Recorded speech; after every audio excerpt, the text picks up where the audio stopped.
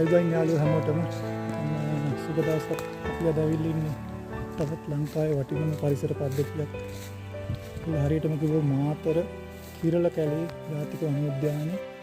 මේක වනෝද්‍යානයක් කිව්වට පරිසර පද්ධතියක්.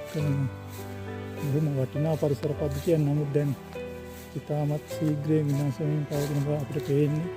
මොකද ඔයගොල්ලන්ට පේනවා මෙන්න මේ අකේසියා නමැති ශාකය මේ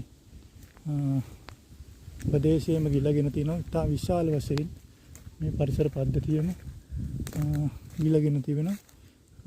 මොකද කුරුල්ලෝ ඉතා විශාල ප්‍රමාණයක් මේ ප්‍රදේශයේ කලින් සැරිසරලා තියෙනවා. නමුත් දැන් මෙන්න මේ වගේ පාළුවට ගියපු කොඹුරු යායක් කිසිම ප්‍රයෝජනයක් නැති ඒ වගේම මේ වගේ පාරවල් තියෙනවා මේ මැදින් හැමතැනම. නමුත් ඒ ඔක්කොම කැලේ වෙලා වාහනයකට යන්න බැරි විදියට තියෙන්නේ. මේක ඉතාමත්ම ලස්සන පරිසර පද්ධතියක් විදිහට හදන්න පුළුවන් සංචාරකයන්ගේ පාරාදීසයක් බවට පත් කරන්න පුළුවන් ප්‍රදේශයක්. නමුත් කිසිම මේවත් දක්වා හිටපු බලධාරියෙක් මේවා ගැන හැක් කරලා බලලා නැහැ.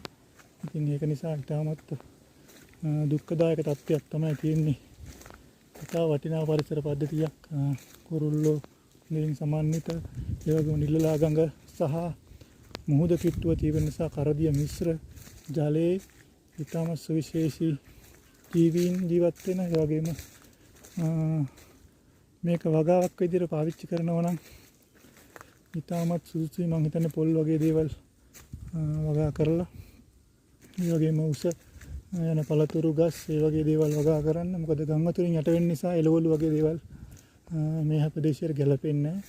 ඒ වගේම මේක පුළුවන් නම් අර මේ වගේ මෙන්න මේ වගේ පාරවල් මැදින් කපලා ඒ වගේ ඒවා කුඹුරු ගොඩ දාලා වේලි වගේ හදලා අන්නේ වේලි උඩ මොකද දැකලා තිබිට රටවල මේ වගේ ලස්සන පරිසර පද්ධති හදලා වගා කරන්න ඉතාමත් වටිනා දේවල් වලට යොදාගෙන තියෙනවා. නමුත් ලංකාවේ බොහොම අවාසනාවන්ත තත්ත්වයක් මේ වගේ වටිනා පරිසර පද්ධති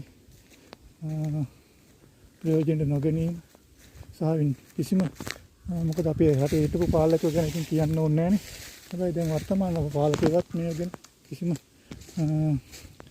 ප්‍රයෝජනයක් ගන්න අකරයක් තවමත් පෙන්නලා නැහැ. ඉතින් මේ පිළිබඳ අවධානය හැමෝගෙම යොමු වේවා කියලා ප්‍රාර්ථනා කරනවා. මාතර කිරළ කැලේ කියන්නේ රටටම ලෝකෙටම සම්පතක්. මේක ආරක්ෂා කරගෙන මේකෙන් රටට ආදායමක් ලබා ගන්න පුළුවන්, රට සංවර්ධනය කරන්න පුළුවන්, මිනිස්සුන්ට විනෝද වෙන්න පුළුවන් තැන් මේ වගේ හදන්න පුළුවන්. මම හිතන්නේ බුද්ධික පතිරණ මන්ත්‍රීතුමාට යම් කිසි අදහසක් තිබුණත් ඔහුටත් ඒක කිසිදු දෙයක් පාර්ලිමේන්තු ගියාට පස්සේ මතක් වුණේ නැහැ.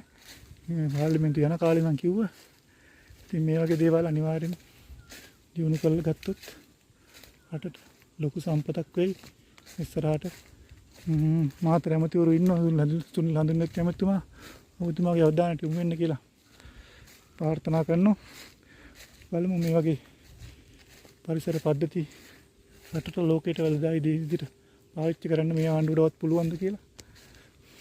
එහෙනම් මේ වගේ ලස්සන තැන් ආයි කොහේ යමුත් අපි අරගෙන ඉන්නම්. බොහොම ස්තුතියි. ජය වේවා.